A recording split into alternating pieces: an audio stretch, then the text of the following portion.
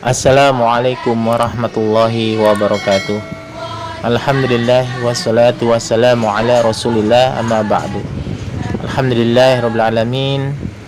Bagaimana kabarnya sahabat konten Islam yang berbahagia? Semoga di hari ini Allah berikan kita selalu kesehatan, rizki yang berkah. Amin ya rabbal alamin. Baik sahabat konten Islam yang berbahagia, di video kali ini kita akan mendengarkan ceramah dari Ustadz Khalid Basalamah tentang kisah lahirnya Nabi Muhammad SAW dan di masa kecilnya. Bagaimanakah kisahnya sesuai dengan tuntunan? Mari kita simak saja.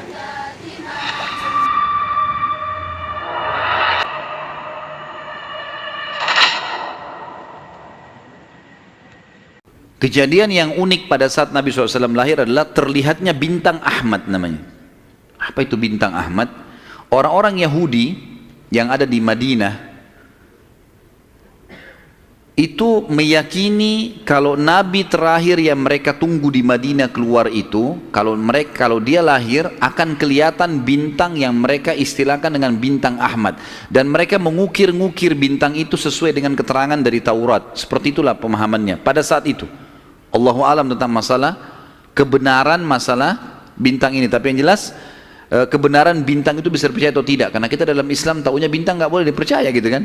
Tapi ini pada saat itu dinukil oleh Hassan ibn Thabit radhiyallahu anhu, penyair Nabi SAW. Kebetulan umurnya dia beda 7 tahun dengan Nabi SAW. Beliau mengatakan setelah masuk Islam, setelah Nabi SAW hijrah ke Madinah, beliau mengatakan, pada hari Nabi SAW lahir, aku kebetulan berada di salah satu benteng Yahudi, dan naiklah di malam hari kebetulan salah satu pendeta Yahudi lalu teriak dengan suara keras, "Wahai Yahudi, hai sekalian kaum Yahudi, sungguh telah terlihat pada malam ini bintangnya Ahmad, dan tidak terlihat kecuali pada saat ia lahir." Dan menurut Hassan ibn Thabit radhiyallahu anhu, memang umurnya beda 7 tahun dengan Nabi SAW, dan pada hari itu memang hari kelahiran baginda Nabi SAW. Yang kedua dinukil oleh para ulama tentang masalah kejadian-kejadian unik adalah Nabi SAW pada saat lagi Aminah melahirkan, maka dikatakan melahirkan tanpa ada rasa kesulitan sedikit pun, jadi sangat mudah. Bahkan sebagian athar menyebutkan Aminah tidak dibantu oleh orang. Tiba-tiba Nabi SAW keluar begitu saja. Dan yang ketiga, pada saat lahir maka Nabi SAW dalam kondisi mengangkat kepalanya ke langit, seakan-akan orang yang sedang berdoa. Yang keempat, Nabi SAW lahir dalam kondisi sudah terkhitan. Sudah terkhitan. Yang kelima, Nabi SAW lahir juga tanpa terbebani lagi dengan sisa tali pusar, udah nggak ada. Lahir sudah terkhitan, ya, lahir sudah tidak ada tali pusarnya. Sampai poin di sini, sampai poin kelima ini, 4 poin ya, karena poin pertama tadi itu kejadian di Madinah. Jadi 4 poin ini, Aminah melahirkan dengan sangat mudah, Nabi SAW seperti berdoa ke langit, kemudian terkhitan, kemudian tali pusarnya sudah terlepas. Maka Abdul Muttalib kakeknya bangga sekali, datang sangat senang. Pada saat itu dia berkata, sungguh pada cucuku atau anakku ini ada perkara besar. Lalu Abdul Muttalib pun membawa bayi Nabi SAW ke Ka'bah saat baru lahir, dan ia yang memberi nama Muhammad. Baik, ada sedikit rahasia masalah nama Muhammad ini. Perlu teman-teman tahu, nama Muhammad sebelum Nabi Muhammad SAW tidak dikenal oleh orang-orang Arab. Gak ada satupun orang Arab bernama Muhammad pada saat itu, belum ada. Terus dari mana nama ini? Kok Abdul Muttalib bisa berikan nama cucunya? Ada kisahnya. Jauh sebelum lahir Nabi SAW, Abdul Muttalib pernah jalan-jalan ke negeri Syam bersama dengan 3 orang sahabatnya. Yang pertama Sulaiman bin Mujazi', salah satu kepala suku di Mekah. Yang kedua Hulayla bin Hajij.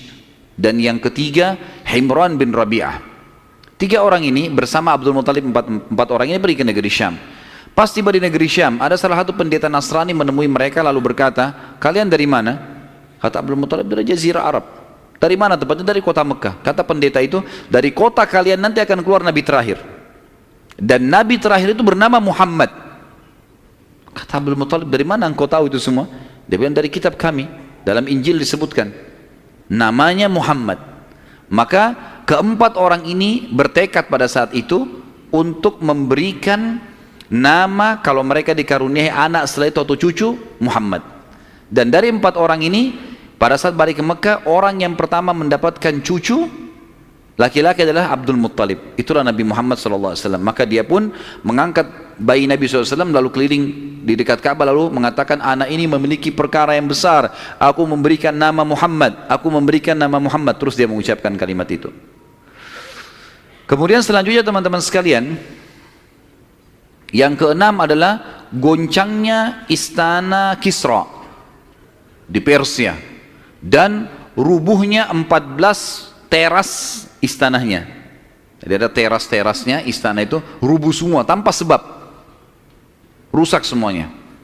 Pada saat melihat kejadian tersebut, Kisra sempat khawatir, lalu dia bertanya kepada para peramal-peramalnya lah, dukun-dukunnya segala.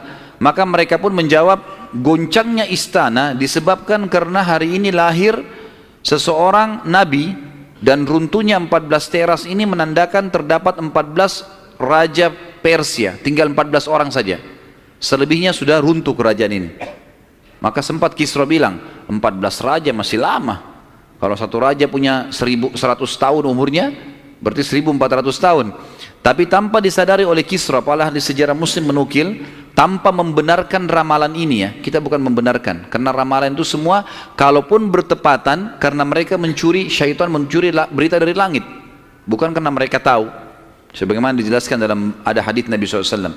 Dan ternyata setelah Kisra yang pada saat Nabi SAW lahir itu ada, anak-anaknya berselisih pendapat dan dalam waktu 4 tahun saja terjadi penggantian 10 orang Kisra, mati semua, saling membunuh satu sama yang lain. Dan puncaknya yang terakhir adalah yang ke-14 meninggal di zaman Umar radhiyallahu anhu, pada saat Umar menembus wilayah Persia. Yang ketujuh, padamnya api sesembahan kaum Majus. Jadi ada api yang disembah di beberapa titik di negeri Persia. Jadi mereka buat api besar dan api itu selalu disembah, tiap hari mereka sembah. Pada saat Nabi SAW lahir, api itu tiba-tiba mati dan mereka berusaha menyalakan, tidak bisa, selamanya mati. Sampai Persia pada saat itu, seluruh Persia yang menyembah api, apinya mati semua, nggak ada. Mereka mau coba nyalakan sampai runtuhnya di zaman Umar bin Khattab, nggak ada api mereka. Nggak bisa lagi mereka nyalakan api untuk disembah ya, nggak bisa lagi mereka nyalakan.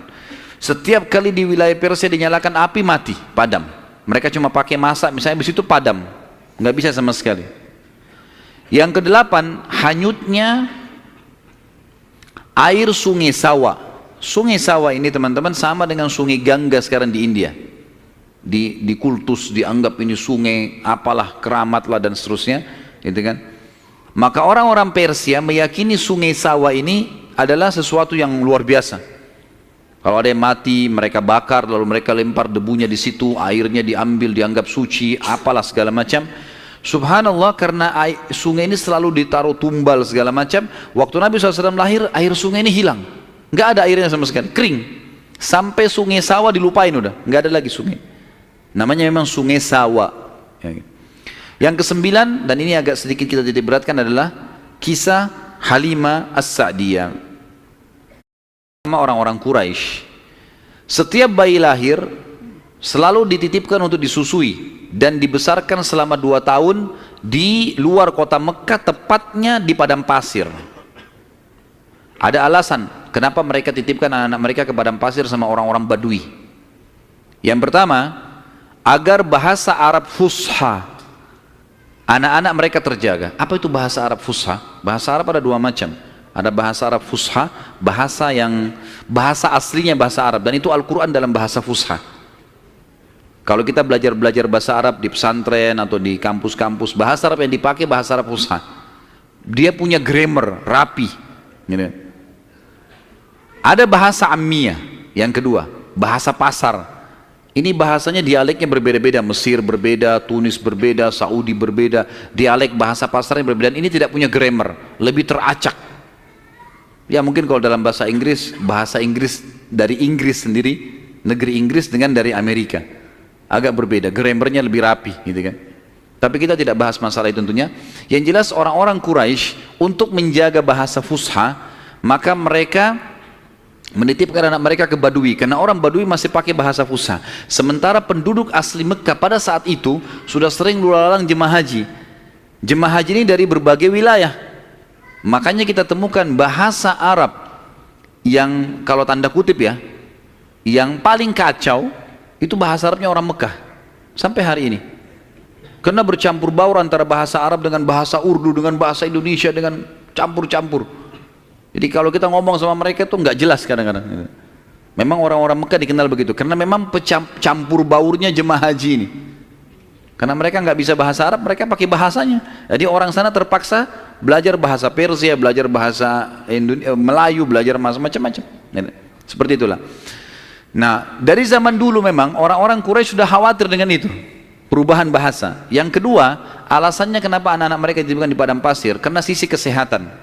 Padahal zaman dulu belum ada seperti kita ya, masalah kimia-kimia dan segala polusi udara masih belum ada. Tapi orang-orang Quraisy sudah berpikir itu. Anak-anak mereka ditinggalkan di padang pasir untuk menjaga kesehatan tubuh mereka, karena makanannya alami gitu kan.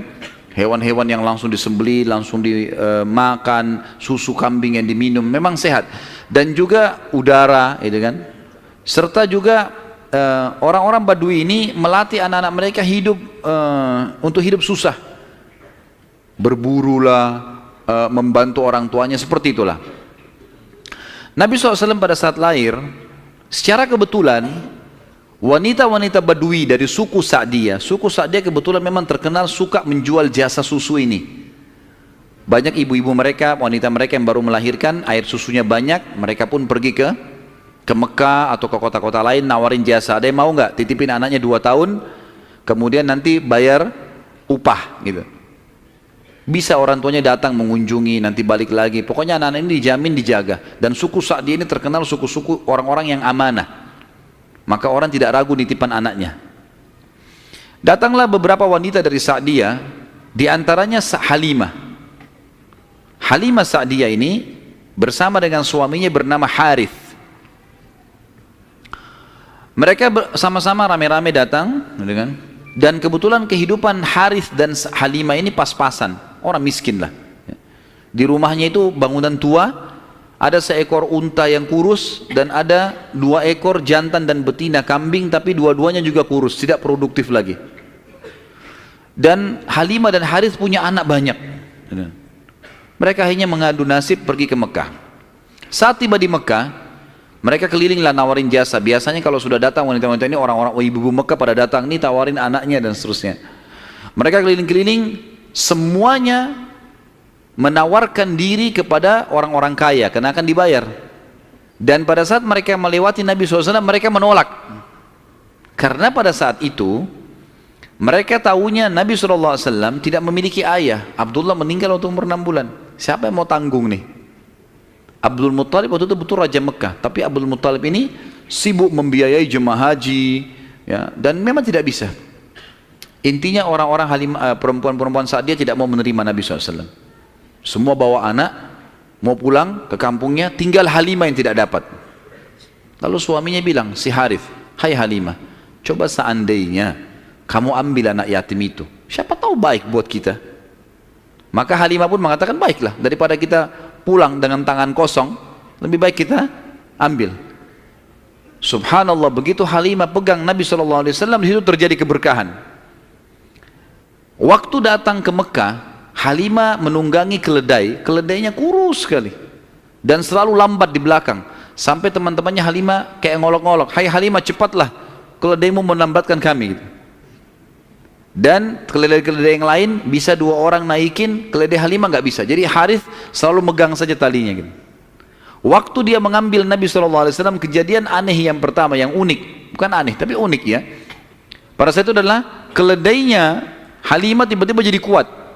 Dan pada saat Halimah naik, karena tidak bisa dikontrol, maka Harith pun naik di atasnya, di keledai ini, dan larinya kencang sekali, ninggalin teman-temannya. Sampai teman-temannya Halimah bilang, hai Halimah, itu keledai tadi yang kamu pakai ke Mekah. Dia bilang, iya, tapi kita nggak bisa ngontrol, ini lari kencang sekali keledainya. Lalu kemudian pada saat tiba di sana, Halimah memiliki tadi saya bilang seekor unta betina yang lemah. Tiba-tiba saja waktu tiba di rumah dilihat untanya gemuk. Ini baru 2-3 hari ditinggalkan, nggak ada yang urus, gemuk sekali untanya. Dan tiba-tiba saja unta betina itu punya kantong susu yang penuh, sehingga Halimah sama Harith memerahnya, dan setiap habis diperah penuh lagi. Biasanya unta butuh makan, minum dulu baru penuh, ini enggak, setiap habis diperah penuh lagi.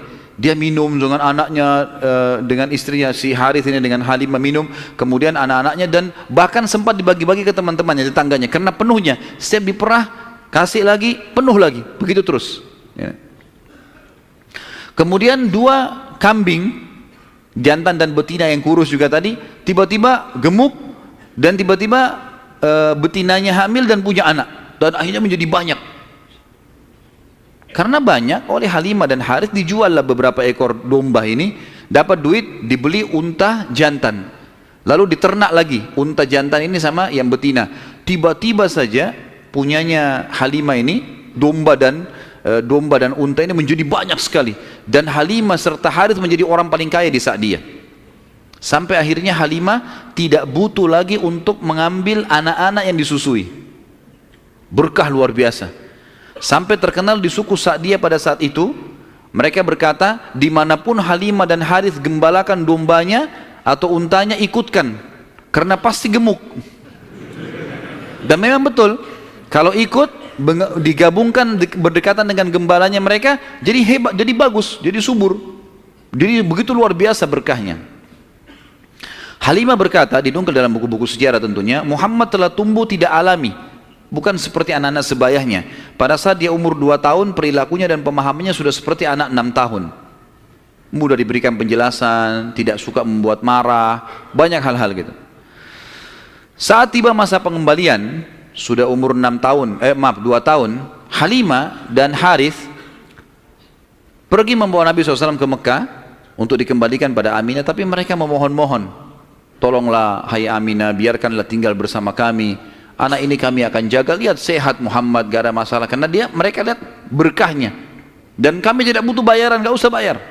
Muhammad ini waktu datang luar biasa, kejadiannya begini segala macam. Baiklah, kata Aminah, silahkan dibawa. Tentu Aminah ini bolak-balik ya, ngelihat anaknya, balik lagi, tapi tinggal di sana. Sampai akhirnya Nabi SAW tinggal di suku Sa'diyah sampai umur 6 tahun. Sampai umur 6 tahun. Nah, di umur 6 tahun ini teman-teman ada kejadian. Waktu Halimah lagi masak, tiba-tiba saja dari kejauhan anaknya lari. Jadi ada anak Halimah laki-laki dan perempuan yang kurang lebih sebaya dengan Nabi SAW. Ada yang lainnya tentu sudah besar-besar. Nah, si laki-laki ini yang lebih tua dari Nabi SAW lari-lari mengatakan, wahai ibu, saudaraku dari Quraisy telah dikeroyokin oleh 2 orang. Lihatlah. Maka Halimah ketakutan, keluar dari rumahnya, minta anaknya mana, tunjukin tempatnya, ditunjukin tempatnya. Begitu dilihat, ternyata Nabi SAW memang tergeletak di tanah. Lalu Halimah nanya, hai Muhammad, apa yang terjadi dengan kau? Dalam riwayat-riwayat Bukhari itu umpamanya disebutkan ya, bahwasanya Nabi SAW mengatakan, ya, pada saat itu telah datang kepadaku 2 orang laki-laki yang menjatuhkanku ke tanah, kemudian membelah dadahku dan mengeluarkan sesuatu yang hitam darinya. Lalu kemudian menutupnya kembali. Nabi SAW dengan polos jawabnya gitu. Maka Halimah pun membuka baju Nabi SAW dan menemukan memang ada bekas jahitan. Karena ketakutan, akhirnya Halimah bersama Harith membawa pulang Nabi SAW ke Mekah. Hai Aminah, ini anakmu, ini masih sehat ya, utuh, nggak ada apa-apa, ambillah kembali. Aminah kaget, kenapa kalian kembalikan? Dulu kalian yang ngotot mau tahan, kenapa sekarang memohon supaya diambil kembali? Kenapa? Akhirnya kena terdesak, mereka bilang ada kejadian begini dan begitu. Lalu Aminah mengatakan, apakah kalian mengira bahwasanya anakku ini diganggu oleh syaitan? Tidak mungkin, karena pada saat aku sedang hamil aku mimpi ada kalimat yang aku ucapkan, u'idzuhu billahil azim min kulli syarrin wa ainin hasid. Aku berlindung kepada Allah untuk bayi ini dari semua keburukan dan iri dengkinya orang lain. Tapi Halimah dan Harith sudah ketakutan, dikembalikanlah Nabi SAW di umur 6 tahun itu. Di umur 6 tahun ini dia kembali ke pangkuan, Nabi SAW kembali ke pangkuan ibunya Aminah. Tepatnya beberapa bulan setelah kembali, Aminah mengajak Nabi SAW mengunjungi paman-pamannya Aminah di Madinah. Ya, Nabi SAW umur 6 tahun sudah ke Madinah, gitu kan? Tinggal beberapa hari pada saat pulang menuju ke Mekah, tepatnya di wilayah namanya Rabwah. Rabwah sekarang masih ada wilayah itu tentunya. Mungkin kalau tidak salah sekitar 80 sampai 100 km lah dari kota Mekah. Kalau saya tidak salah tentunya. Ya. Itu Aminah sakit keras dan meninggal di tempat itu dan dikubur di situ.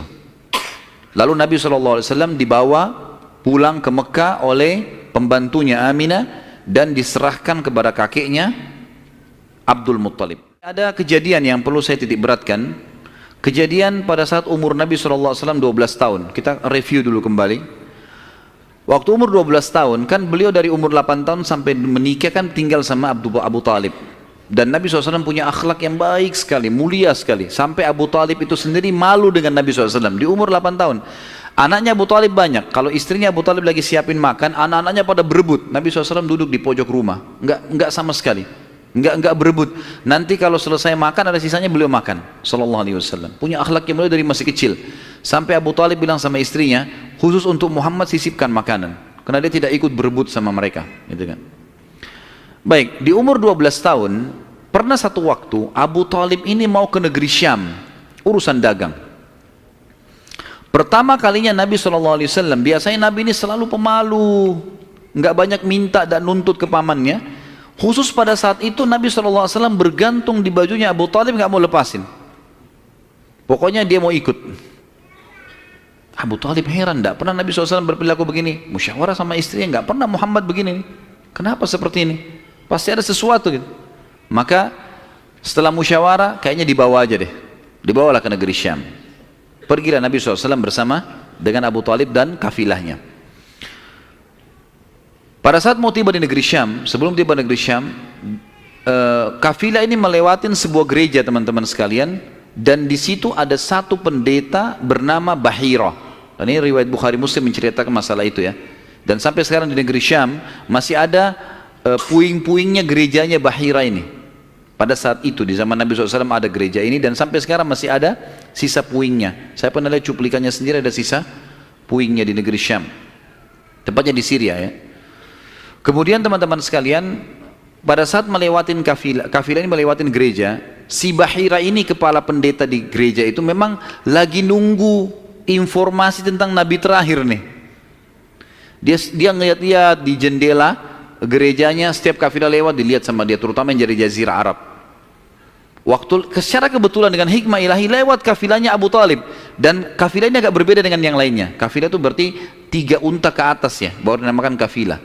3 ekor unta ke atas baru dinamakan kafilah.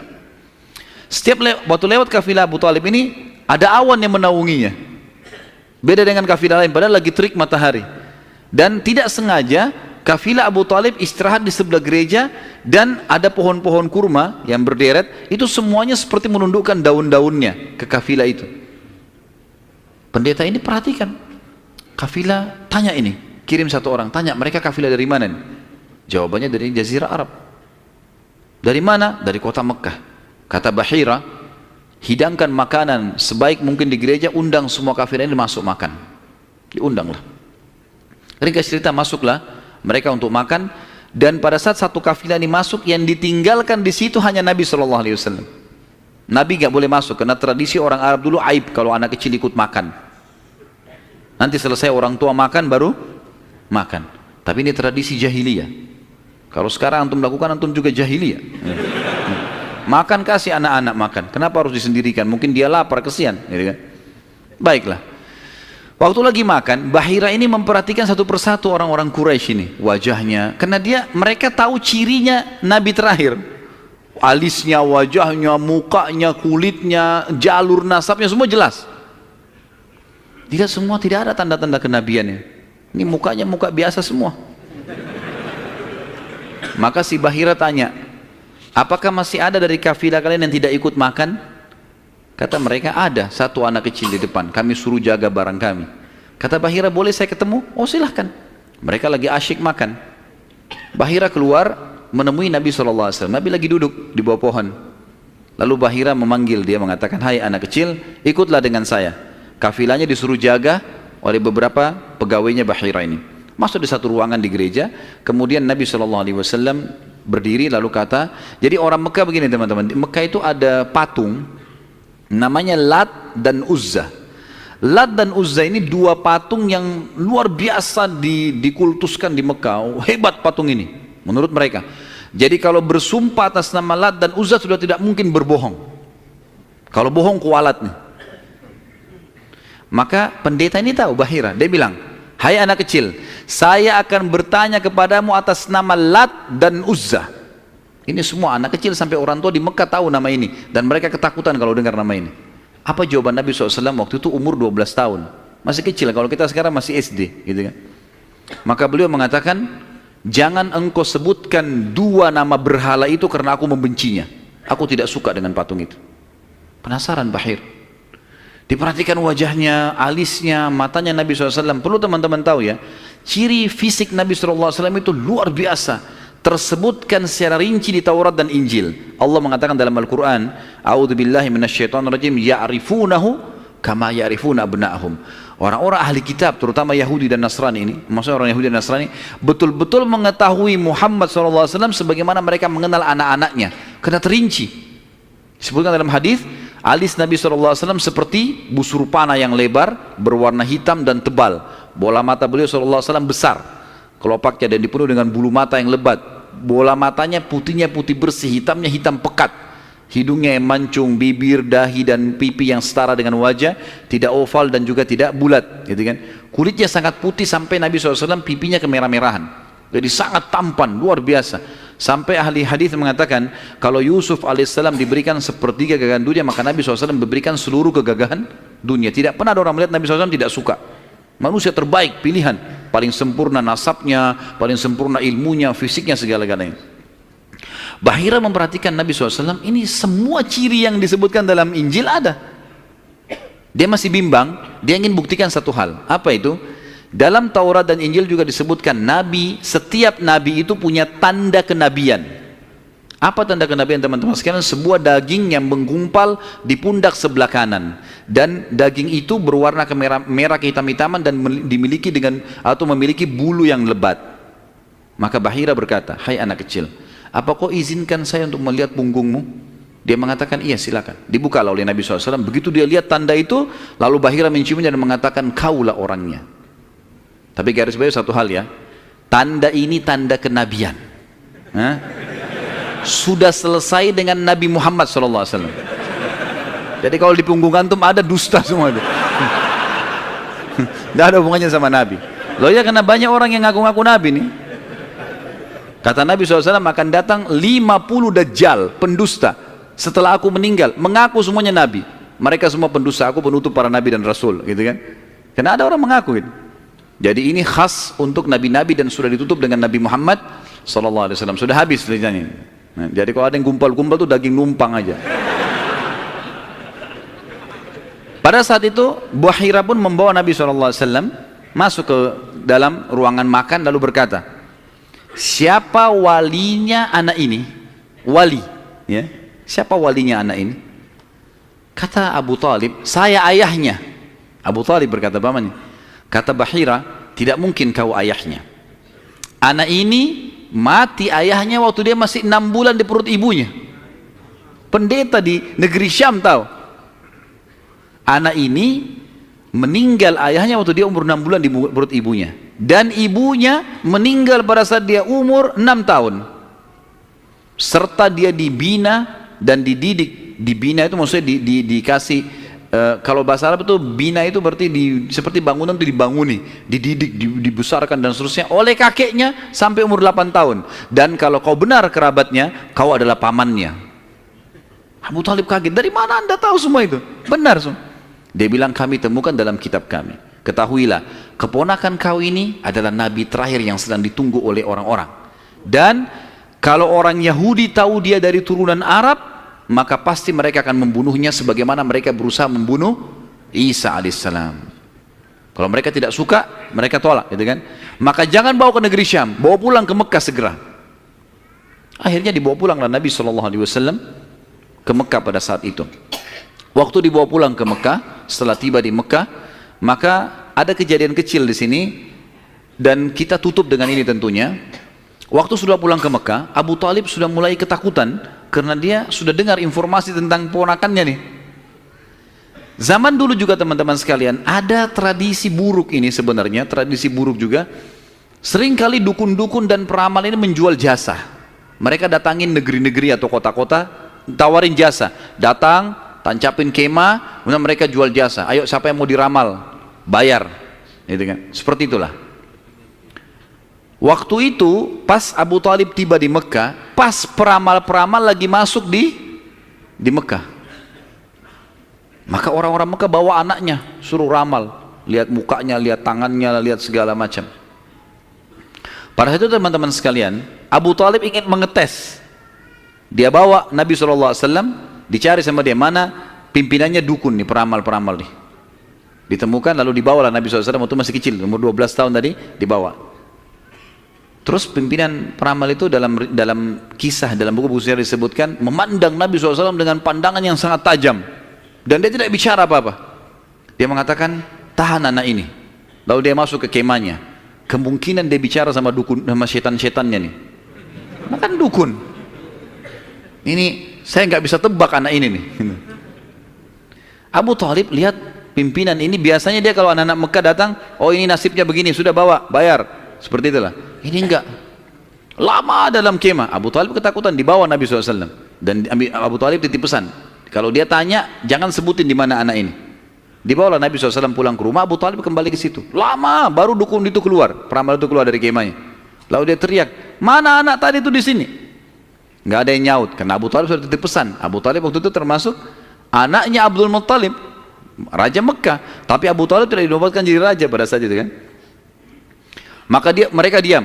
Yang kedua kali, mana anak itu di sini? Sampai 3 kali, kesimpulan terakhir, kata peramal itu, kita tentu tidak percaya peramal, tapi dia mengatakan, ya, kalau anak itu memiliki kedudukan yang sangat tinggi, dan dia akan memimpin dunia. Begitu loh bahasanya.